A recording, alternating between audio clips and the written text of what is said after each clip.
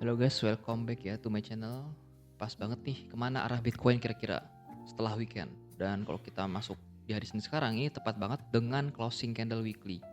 Kalau kita cek based on closing candle di sini weekly time frame, kita tahu berada di support ya, di supportnya terdekat. Tapi di sini closing candlenya tidak bagus guys. Yang awalnya itu kemarin sempat hijau candle tebal seperti ini ya, and then closing candle kembali drop guys. Artinya kita bisa lihat di sini secara psikologis pasar, seller masih in control, dan kita lihat sekarang progress juga sudah mulai bentuk bullish candle. Tapi kita lihat dari beberapa candlestick ke belakang ini belum ada tanda-tanda buyer sudah take control.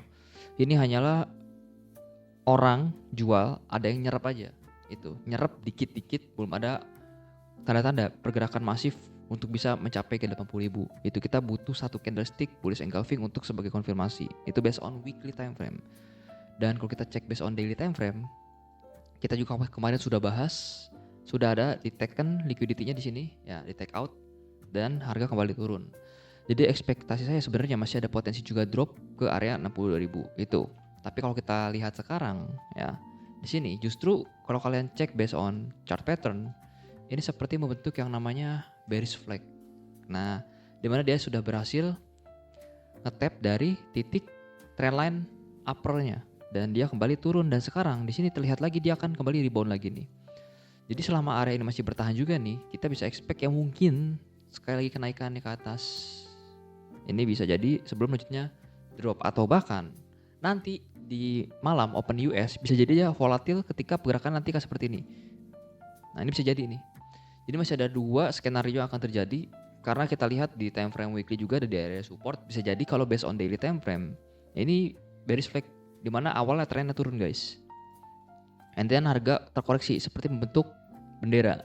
Nah, ini untuk pergerakan yang rapinya. Jadi saya ada ekspektasi juga selama harga ini masih bertahan nih ya, ada potensi juga dia naik ke atas dulu nih, koreksi ya kan, nge-tap lagi sekali lagi di sini untuk kembali drop. Nah, ini skenario ideal untuk bearish flag. Itu dari time frame daily. Ya, saya juga lihat dari time frame daily masih ada support juga kan di sini. Nah, berarti masih ada dua tahanan nih guys. Tapi kalau kita lihat dari tren sebelumnya di sini, ini jelas banget turun. Ya, turun. Artinya kita bisa kondisikan bahwa saat ini dari tren turun sebelumnya ada pergerakan koreksi. Nah, ini bisa jadi kita bilang kalau smart money concept itu drop, ini ngebase. Untuk apa? Untuk drop lagi. Ini bisa jadi, dan kalau ini yang terjadi skenario-nya sesuai, kita akan menunggu di area 50k di sini. Nah, artinya dia ada potensi drop lagi ke bawah. Itu based on weekly time frame ya. Kalau cek MA21, nah di sini pun masih jauh banget ya. Belum ada nge-tap ke sini. Ya, saya bisa expect mungkin di sini sideways, dia sambil turun MA21-nya.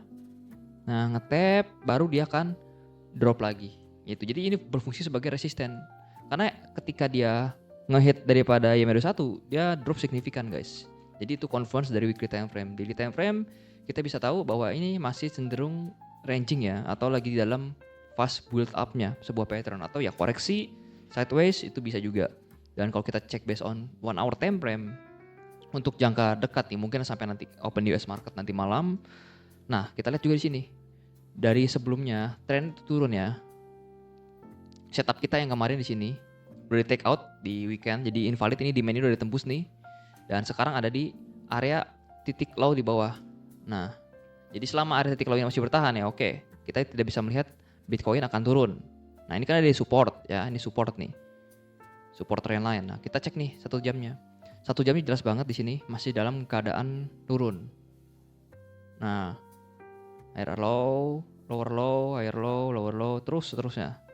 Nah, ini kita bisa melihat bahwa Bitcoin selama tidak bisa berhasil menembus di, kita tandain ya, di harga 68.000, kalau misalkan let's say nanti malam open US tidak berhasil breakout, kita bisa expect Bitcoin akan going lower. Nah, akan going lower selama tidak ditembus. Dan ini sudah terjadi sweep di atas ini. Nah, artinya bisa jadi di sesi Asia ini ada get manipulated ya, atau sisi manipulasinya terlihat di sini. Nah, di sesi Asia nih terjadi di jam 4 sore sebelum shifting ke London nanti, dan juga nanti US. Itu kan kita akan melihat pergerakan detailnya. Jadi poin pentingnya kita tidak akan bisa melihat Bitcoin naik kalau dia tidak berhasil menembus 68.100 itu. Dan justru ini potensial besar adalah untuk potensi short ke bawah nih guys. Nah, kenapa seperti itu? Kalau kita cek based on 30 menit juga. Ya, di sini 30 menit tren masih jelas naik juga. Dan berada di titik krusial saat ini supportnya. Nah, nanti kalau yang terjadi juga di M30 menit dia berhasil breakdown juga. Nah, ini sesuai outlooknya, artinya dia berhasil reject dari 68.000 dan kita bisa follow up untuk shortnya. Mungkin untuk day trading bisa sampai sini, kita bisa ambil titik target 65.000 sebagai acuan kita. Ini pun bertepatan dengan dari daily time frame. Nah, bertepatan dengan trend line di sini. Jadi itu sebuah confluence area untuk kita ambil posisi short. Tapi selama 30 menit ini masih bertahan ya I think dia akan masih bisa majukan kenaikannya. Jadi itu sisi dari Bitcoin. Lalu kalau kita cek based on altcoin ya, kita lihat gimana sih mayoritas altcoin. Jadi ingat dulu, Bitcoin cenderung 1 jam ya itu juga masih bearish, belum ada tanda-tanda untuk bullish. Oke. Di time frame besar, daily time frame juga masih dalam koreksi untuk proses penurunan lebih lanjut itu. Dan weekly time frame jelas belum ada tanda-tanda dari buyer yang masuk, masih seller in control. Artinya dari 3 time frame ini kita dapat kesimpulan seller masih in control. Oke, dari weekly, daily, dan 1 hour. Jadi masih tetap seller. Jadi posisi ideal adalah kita ambil short. Itu dari Bitcoin. Nah selanjutnya kalau kita cek based on total 3, kita pengen lihat sih arah kemana Bitcoin. Nah sebenarnya ini saya udah buat outlook dari lama ya, dari kapan tahu nih. So far kalau buat saya idealnya adalah total 3 itu masuk ke 656 nih sampai 558. Kenapa? Karena ini titik terakhir push dia break dari titik swing high terakhirnya. Ketika di sini dia break, dia retest nggak masuk, dia rebound lagi dan saat ini dia kembali mencoba retest nih. Ini based on dari weekly time frame ya. Harusnya ekspektasi saya masih ada potensi juga untuk drop nih. Sampai masuk sini, ini baru area ideal nih untuk kita bidik-bidik altcoin. Itu based on weekly time frame. Oke, jadi masih ada potensi untuk melanjutkan yang namanya penurunan.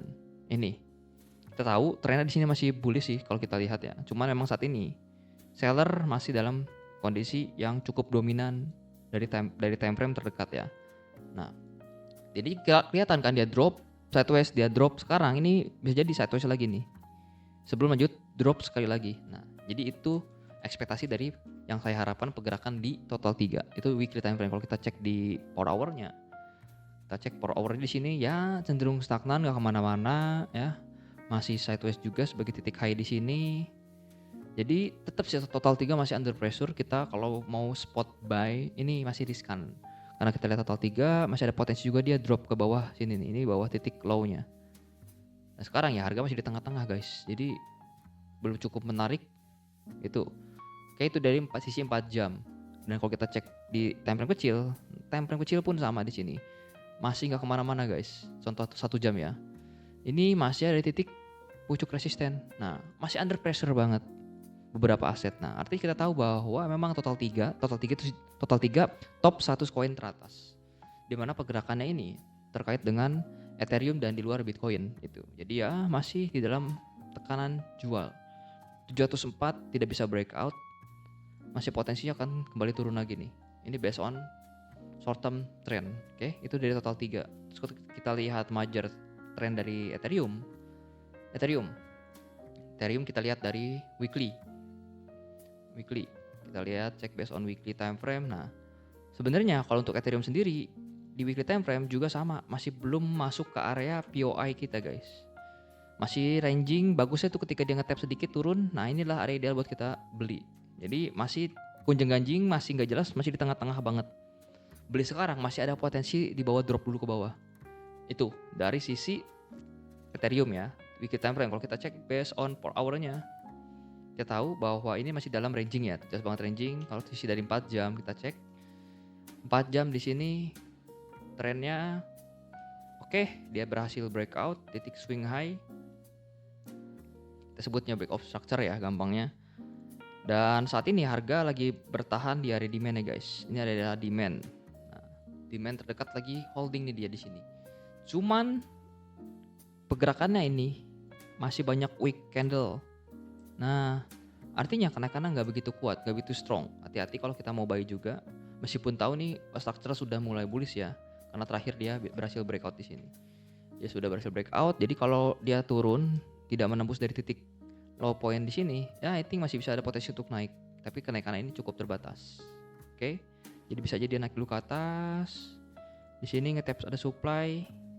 Nah, karena keturunan apa? Keturunannya ini impulsif banget, guys.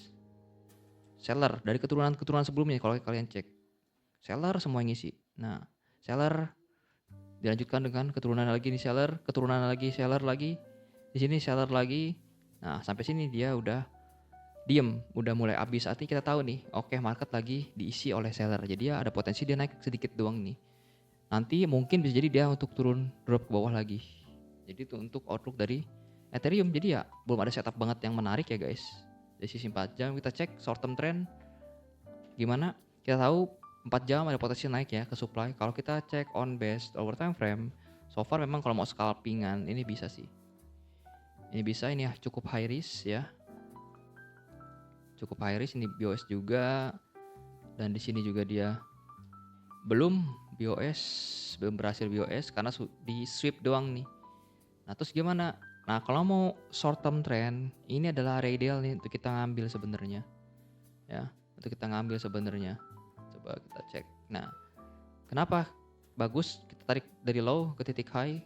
Nah, demand ini nih berada di bawah 0,5 nih guys. Kalau kita pakai Golden Pocket 0,618 ya bisa jadi untuk Ethereum turun lanjut naik lagi nih. Nah, ini udah area bagus banget, tapi kalau untuk sekarang masih nggak bagus. Di sini juga ada liquidity. Nah, jadi ada potensi juga dia harusnya turun ke bawah lagi nih. Nge-tap di sini ya bisa dipantau di area kurang lebih 1,9 ya atau 1950 sampai dengan 1930. Ini area ideal untuk kita nge-bid long. Itu dari sisi Ethereum. Ini secara lower time frame ya. Artinya ada perspektif dia bisa minimal naik koreksi ke atas. Nah, kita ambil pergerakan koreksinya ini gitu. Kalau mau tetap trading, kalau misalkan nggak mau main di lower time frame ya udah kita tunggu aja naik ke atas ini. Baru ada potensi short kita bisa ambil untuk short. Itu. Terus kalau kita cek based on USDT dominance. Nah, ini saya juga udah buat outlooknya ya. Kita clear out dulu. Sebelumnya kita lihat di sini dia berhasil break ya. Break dari titik swing 4 jam ya. Terus di sini ini ada liquidity juga diambil. Liquidity udah diambil. Di sini masih ada liquidity juga, belum di take out.